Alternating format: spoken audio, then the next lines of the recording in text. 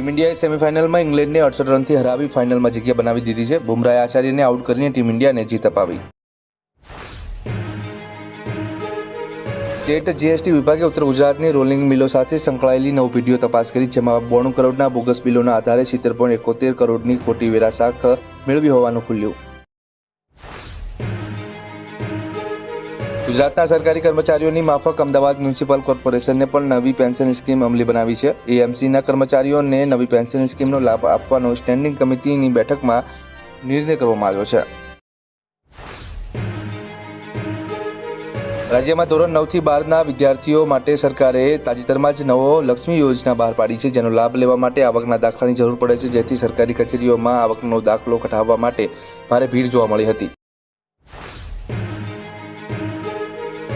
ગાંધીનગરમાં મુખ્યમંત્રી નિવાસ પ્રાંગણમાં મુખ્યમંત્રી ભૂપેન્દ્ર પટેલે પરિવાર સાથે વૃક્ષારોપણ દ્વારા પર્યાવરણ જાળવણી અને સસ્ટેઇનેબલ ડેવલપમેન્ટના વડાપ્રધાન વિચારને વધુ વેગવંતો બનાવ્યો.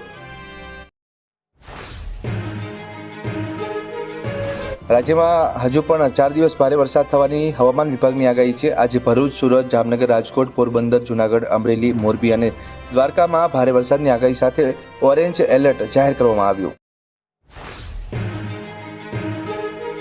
ભાજપ નેતાએ 13 વર્ષની કિશોરી પર ગેંગરેપ કર્યો. મર્ડર કરીને લાશ રોડ પર ફેંકી દીધી હતી.